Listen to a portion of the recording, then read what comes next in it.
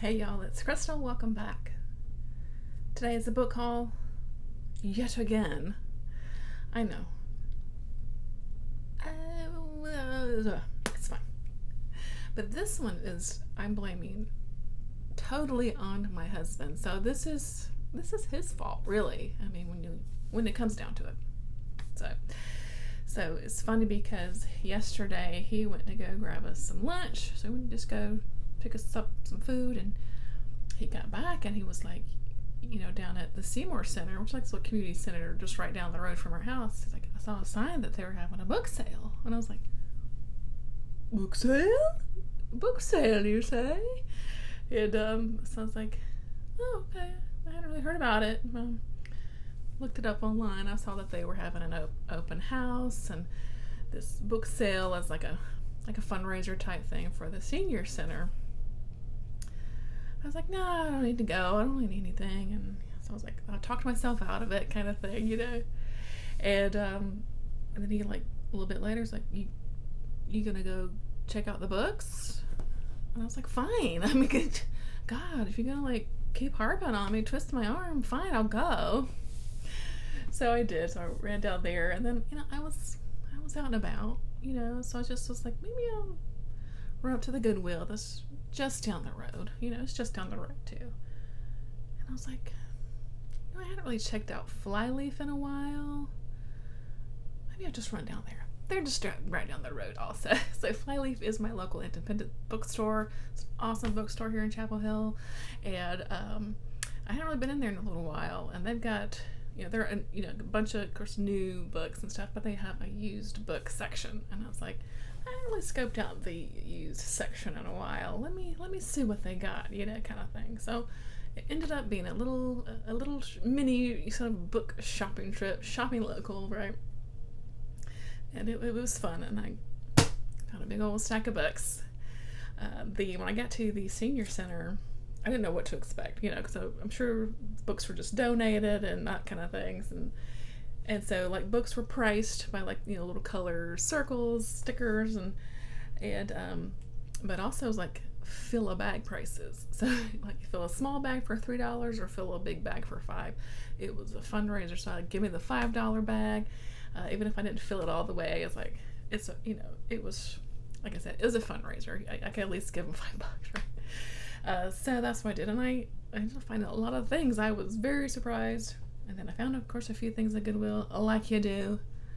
And then I ended up finding some good stuff at Flyleaf. So it's all kind of mixed in now where I got what, but it doesn't really matter. They're all secondhand used books that I spent maybe $20 yesterday. So, yeah, it was a fun little day. And so just a little time to myself. So let's dig in. I've talked too much already. Okay, so this amazing copy of Mission of Gravity by Hal Clement, an old sci-fi book. I love this. So this I got at Flyleaf. It was $1. Hal Clement, of course, is a pretty well-known, old sci-fi guy. This came out in 1953. So this is an oldie goldie, and I'm very much looking forward to it. I don't even know how to describe it, but it's a great cover. Was very happy to find it. I found an Anne Rule book. I've been picking up a couple of her stuff here and there out in the wilds. This is called Practice to Deceive. It's a great cover. It's got this, like, ominous bridge on it. So this one is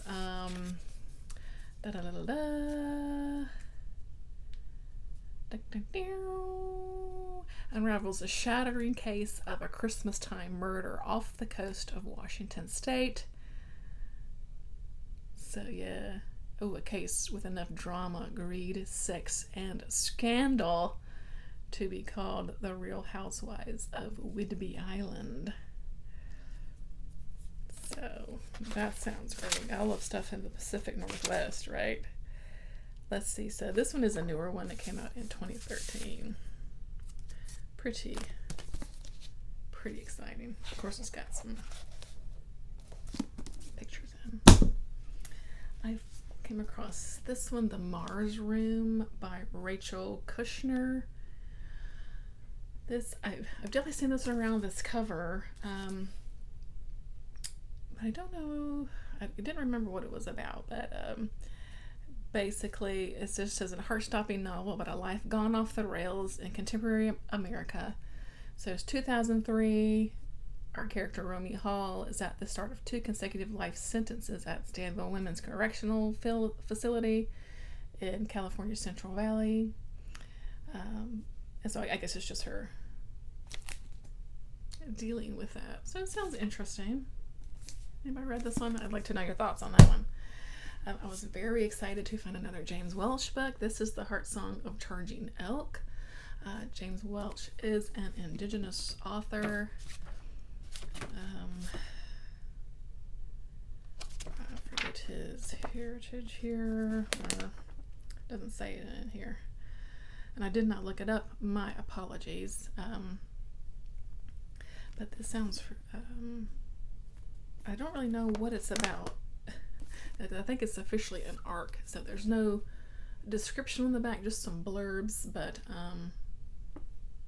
he's an author I want to read, so I picked it up. I did find a book of poetry, Evidence That We Are Descended from Chairs by Andrew Merton. I don't know. I've been trying to read poetry, so I threw it. This was definitely at the senior center, so I threw it in the bag for $5. This came out 2012, so it's new-ish. And, we'll check it out. We'll see what's going on in here. And what was so funny is, I got it home and it was signed by Andrew and dedicated for Mike and Eileen with admiration and affection. Love, Andy. So I guess they knew Andy. Check it out.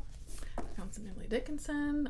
This is called Final Harvest. Poems selected, and with an introduction by Thomas H. Johnson. Pretty substantial collection of her work here. It's just a bit over 300 pages, so that's exciting. So yeah. Gotta love Emily D, right? I picked up Cat's Cradle by Kurt Vonnegut. I feel like I had this book once upon a time, but I don't know. I think I'd gotten rid of it over the years. This is one I've not read, so I just wanted to try to find the time to get into that one. I found a B.A. Paris book, Bring Me Back. Y'all know I loved Behind Closed Doors by this author, so I just picked it up. She vanished a decade ago. His girlfriend disappeared. He lied. He told the police the truth about that night, just not the whole truth. Their secrets won't stay buried. Now he's moving on, but the past isn't done with him yet. Y'all know I love secrets, and I found The Black Dahlia by James Elroy. January 15th, 1947. The torture-ravished body of a beautiful young woman is found in a vacant lot. The victim makes headline as the Black Dahlia. And so begins the greatest manhunt in California history. So this is definitely a classic. 1987. No. Yes. So yeah.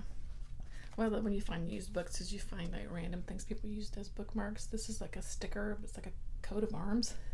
I always keep them because they're funny. Other Robin Cook, because why not? This is called Blindsight. Let's see. Robin Cook is back. His most shocking story of medical conspiracy since coma, which I think I have coma. Today, organ transplants are common miracles of science, but if the supply cannot meet the demand, how far will people go to find donors? Dr. Laurie Montgomery, a forensic pathologist, learns the terrifying answer when she investigates a series of fatal overdoses of young professionals. Some crimes are beyond comprehension, but seeing is believing. I've got several Robin Cook books and I have not read a single one. I feel like I definitely need to give one a try. I have, I think, Brain. I think I've got Coma. I think I've got another one. I don't know. Just, all those like medical kind of thrillers. I found Lola on Fire by Rio Yours. I heard about this book. Maybe Mindy's book Journey. I feel like maybe she talked about it. I can't remember now. This just came out last year, so this one is pretty new. And I've heard good things about this author. It sounds like a thriller. So I was excited to find that one. I found some Gabriel Garcia Marquez stories. No One Wants to Write to the Colonel. So we've got some short stories by Marquez. I've not read Marquez in years and years, probably since college. So it was a long time ago. So this is translated by J.S. Bernstein. So let's see. We got one, two, looks like about 10-ish stories in there. So, give those a go on one of my short stories I'm working through. I did find The House on Mango Street by Sandra Cisneros. This is a very popular book, well-known book, but I've never read this one, and it's a short one. Remarkable story of Esperanza Cordero, told in a series of vignettes, sometimes heartbreaking, sometimes deeply joyous. Story of a young Latina girl growing up in Chicago, inventing for herself who and what she will become. So it sounds pretty touching, and it sounds good. And like I said, it's one that's been around for a little while and is well thought of. I found an old Kafka book, Franz Kafka's America. This is a really old, cool copy. Nice smell of old. This is translated by Willa and Edwin Muir. And there are some illustrations. Pretty cool, like line drawings. Here's another. Kind of interesting. And another cool bookmark is an old Greyhound envelope. Like somebody probably read this on a bus somewhere. Isn't that cool? I'm gonna keep that one too. So let's see. This is heralded as Kafka's comic masterpiece. It tells the story of Carl Russman, a poor boy of 16 who had been packed off to America by his parents because a servant girl had seduced him and got herself a child by him. So he's expected to redeem his past. But he soon encounters a series of dizzy reversals and strange adventures. He falls into the clutches of an improbable assortment of native rogues. Still, the benign influence of a magical America finally reasserts itself in the bizarre nature theater of Oklahoma. Okay, so what might it feel like to step suddenly off the boat into a wonderland that is the United States? So I think this will be super interesting. Oh, this one looks ominous. Looks like he's some thugs. I found one of those little Nancy Drew books. These are like the 80s covers that that are a lot of fun. And this one is cool. The Flying Saucer Mystery, number 58. Like I said, I've just got a few of these. I always pick them up when I see them, kind of thing. I think this was like 50 cents, I think I got this at Goodwill. So it would have been 69 cents. Their paperbacks are 69 cents. So yeah, just to have it. I found Candy by Maxwell Kenton. I picked this one up for Garb August, obviously.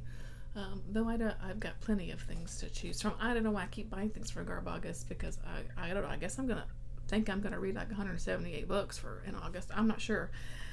But this sounds salacious and so good. This was published in 1965.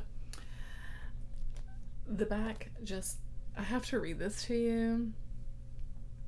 It says, "Good grief, Daddy. All I was trying to do was find someone who truly needed me, who wanted my understanding and comfort to share. the beautiful and thrilling privilege of giving fully. Silly old Daddy, how could you comprehend? But oh, Daddy, when Uncle Jack looked at me that way, and when he beseeched me to give him all of my true warmth on the hospital floor, his need was so great, so aching, of course. I gave to him just the way Professor Mephisto, that truly great man, taught me to. This sounds absurd. And I'm gonna read it. I am going to read this. I looked it up and now I don't remember. It's like sort of a response to, I think, like Candide or whatever, that old like French novel. I can't wait to read that. I found a couple of old Stephen King paperbacks. I found Cujo and Different Seasons. I love these old paperbacks. The what are these? The Signet copies. I know people like to collect the like hardcovers and stuff. I'm a fan of these, and I just paid a couple bucks. These were at the local bookstore, so a couple bucks. I picked them up. I've never read Cujo. I think Apt People is in this one, right? Yes, I have read Apt People, but I've not read, Rita Hayworth and the Shawshank Redemption, The Body, or The Breathing Method. So this is like his novella collection. So add those for the King collection. Another true crime, The Surgeon's Wife, a true story of obsession, rage, and murder by Kieran Crowley. Good old true crime. Barry Hoffman's Eyes of Prey. Oh, the swing set there. Blurbed by Ramsey Campbell, a urban nightmare for the millennium. So Lisette, I don't even know.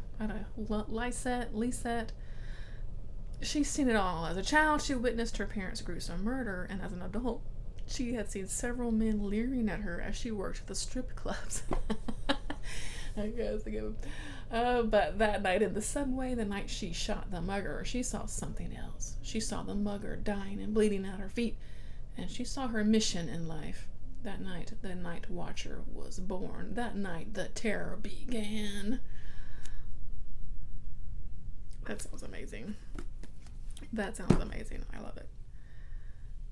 I'm trying to think, do I have another Barry Hoffman book? I don't know. I have to think about it. This was a Garbagas pickup. Obviously, Leviathan. The savage thriller that rivals Jaws by John Gordon Davis. Sounds cool. Now the whale hunters become the hunted. So it definitely seems sort of like an anti-whaling, kind of book. That came out in 1976. Sounds pretty cool. We'll see. I love that it has a layout of it's like a submarine called the Slava.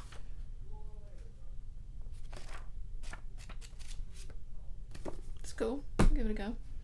I found an Alistair MacLean book, Circus. I have another Alistair MacLean book called The Satan Bug. And I saw this cover. I didn't even really know anymore, but I read the back and I was like, yeah, I need it. This was at the senior center. Threw it in the bag. So Bruno Wilderman is the world's greatest trapeze artist, a clairvoyant with near supernatural powers, and an implacable enemy of the East European regime that arrested his family and murdered his wife. The CIA needs such a man, and Bruno is recruited for an impossible raid on the impregnable Lubian fortress where his family is held. So under the cover of a circus tour, because of course it is, Bruno prepares to return to his homeland, but before the journey even begins, a murderer strikes twice. Somewhere in the circus there's a communist agent with orders to stop him at any cost. That sounds like a hell of a lot of fun. Yeah. A clairvoyant trapeze artist. The Beholding by Dia Hunter. Salacious cover with this really weird kid down here. He's giving a grimace on his face. sounds. I don't know. Tess Harper should have hated Luke Reeves. He entered her life with the news that her husband was dead, and he was the one who had killed him. But despite the bounty hunter's cold expression and scarred face, a scarred hero, despite his quick draw that made men fear him, the young widow hoped against all hope that this was the man who might lead her out of her lonely life and make her forget her troubled past.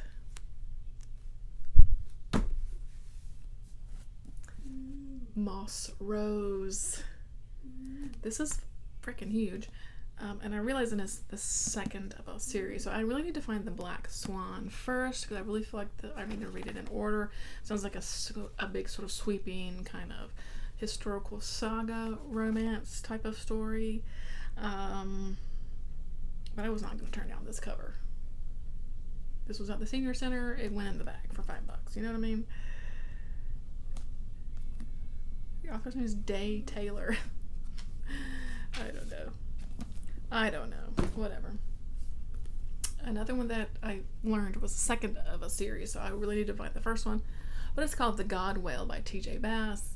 This, I think, was at my used bookstore on their little 50-cent table. I love this cover. So this is Warcol Maru, was a cyborg, part organic whale, part mechanized ship, and part god. She was a harvester, a vast plankton rake, now without a crop, abandoned by Earth's society when the seas died. So she selected an island for her grave, hoping to keep her carcass visible for possible salvage. Although her long ear heard nothing, she believed that man still lived in his hive. If he should ever return to the sea, she wanted to serve. She longed for the thrill of man's bare feet touching the skin of her deck. She missed the hearty hails, the sweat, and the laughter. She needed man. So this is a sequel to Half Past Human. So I've got to track down Half Past Human to read this one, I think. I feel like I need to read those in order. I picked this up because another good cover, part of the Easy Company. And this is a series of westerns, fun little short books. This one, the cover is just so great. Yeah, so I picked it up. This one is Rex Stout, The President Vanishes. This one is a little mystery. The President of the United States has vanished. As the guns of war began to fire in Europe, wild rumors spread through the nation's capital. Some guess the right-wing gray shirts have kidnapped him, and others blame the communists. It goes from there. I don't know.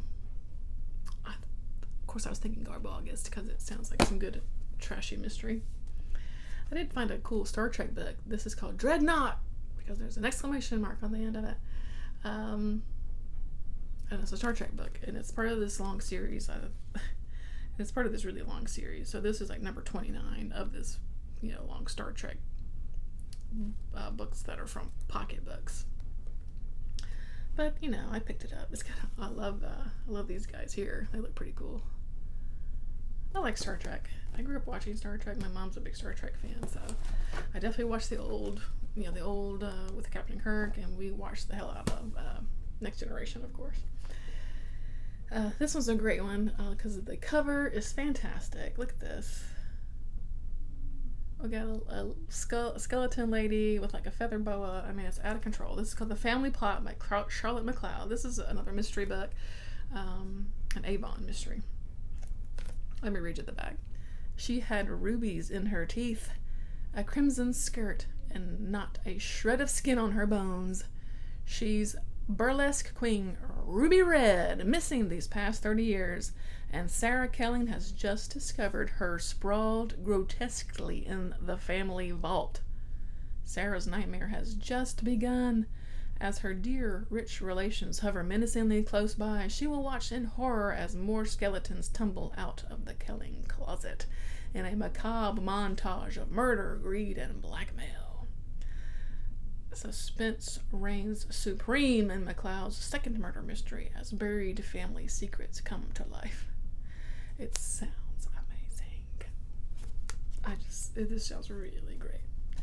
It's sort of just over 200 pages by 230 pages. It's not super long. It's just so good. It's so good.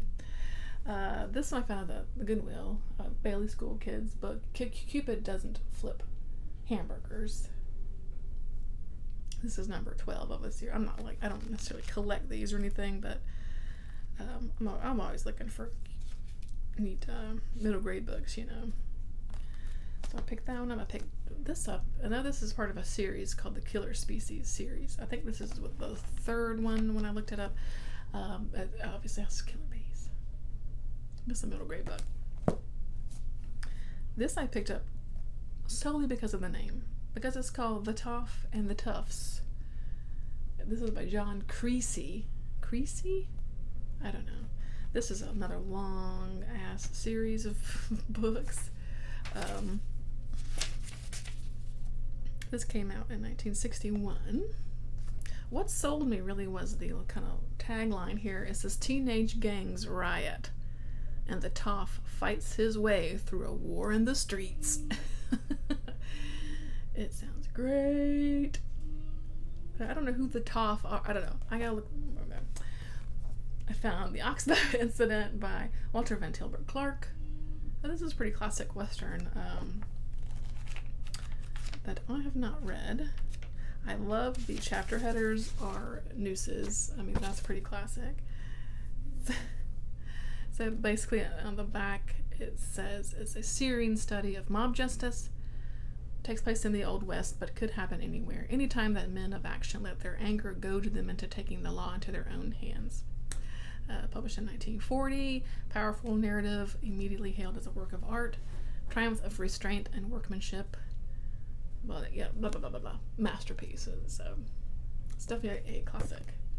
And then finally, not least of course, is Mars Plus by Thomas T. Thomas. A great cover though. And I realize this is like book 2 of a series also, but that's fine. I can track down book 1, which was called something. It's called Mars something. But this is also, it's also by Frederick Pohl and Thomas T. Thomas. So it's 2 authors. What was the first book? It's called Mars something. It doesn't matter. Okay, but just a fun sci-fi book. After the probes, man came to stay. In the not too distant future, the problem of Martian colonization is attacked not by changing the environment of Mars, as so many have speculated, but by changing the nature of man. Sounds pretty cool. You know, Frederick Pohl is pretty prolific in sci-fi. So I picked it up. And the cover's great. The cover's great. So many cool sci-fi covers. So that is it of my little shopping trip I did yesterday through the local area. So let me know if you've read any of these. Maybe you have read some of those old ones, I don't know. But yeah, thanks for watching. That's gonna do it for me today. You know, I'm always so appreciative of your time. It does mean a lot to me. And yeah, let me know if you've read any of these. Do you like to go used book shopping? Let's chat in the comments. So until next time, that's it for me, friends.